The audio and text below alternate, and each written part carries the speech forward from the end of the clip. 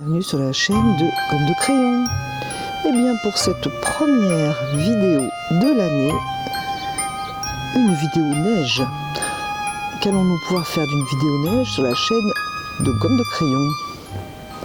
Alors si vous peignez ou si vous dessinez, coloriez, vous êtes certainement comme moi lorsque vous êtes dehors.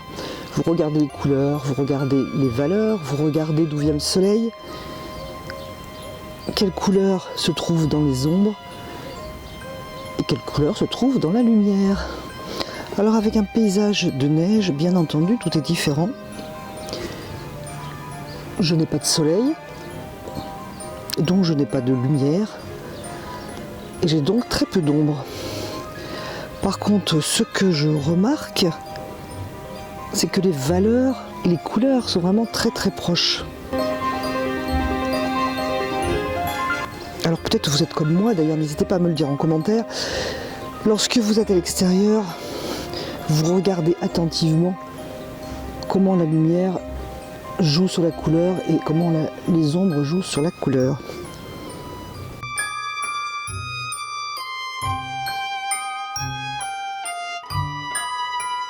Et donc aujourd'hui, avec cette absence de soleil et donc de lumière, du moins de lumière franche,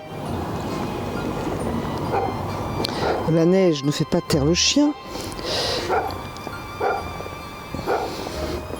Eh bien, il faut regarder.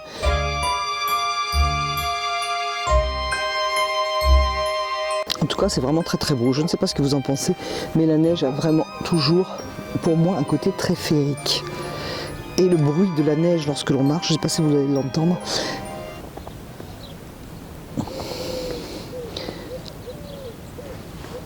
est vraiment très agréable. Une douce musique. Alors si je regarde la neige, je pense aquarelle, et bien je vois bien entendu tout un tas de réserves blanches. Alors les réserves ne sont pas faites automatiquement dans une gomme, hein. Des réserves que l'on fait simplement en ne peignant pas une forme blanche. Et je remarque aussi que les bois ne sont pas d'un brun très fort. Ce sont quand même des brins assez doux.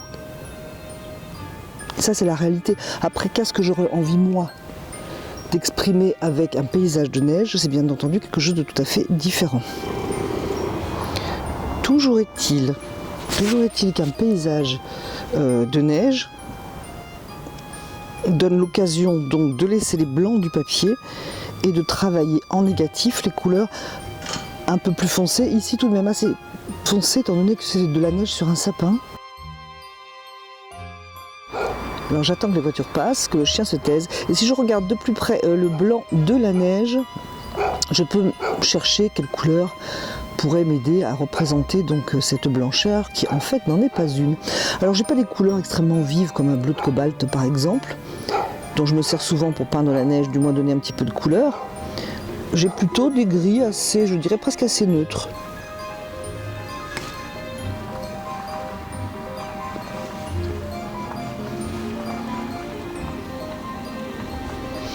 Alors que certains verts, je ne sais pas si vous pourrez le voir, mais certains verts ont gardé une jolie tonalité de vert assez chaud et assez jaune. Alors très amusant aussi à peindre lorsque vous peindre la neige. Eh bien ce sont des bûches de bois recouvertes de neige. Peut-être que je pourrais m'amuser à faire un tuto, peut-être que cela pourrait vous intéresser. Des grandes feuilles recouvertes de neige, donc qui laissent, contrairement au sapin, de plus grands volumes de neige, parce que ce sont de grands aplats de neige posés sur ces grandes feuilles. Et nous allons finir par un rosier.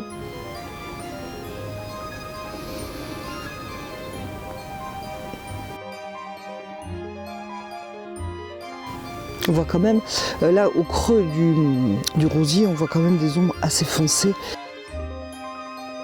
dues à cet amas de feuilles. Alors là, il n'y a vraiment pas du tout de lumière, donc à l'intérieur, de ce buisson de, non pas de rose, parce que nous sommes en hiver, buisson de rosier. Ce que j'aime regarder au loin, c'est la neige sur les arbres. Je ne sais pas vous, si vous aimez aussi cela. Je trouve que c'est absolument magnifique. La neige étouffe un petit peu tout.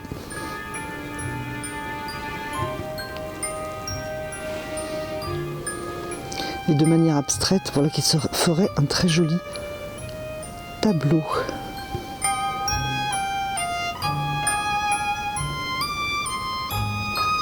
Et bien sur cette image de neige, alors je parle doucement pour ne pas froisser la neige.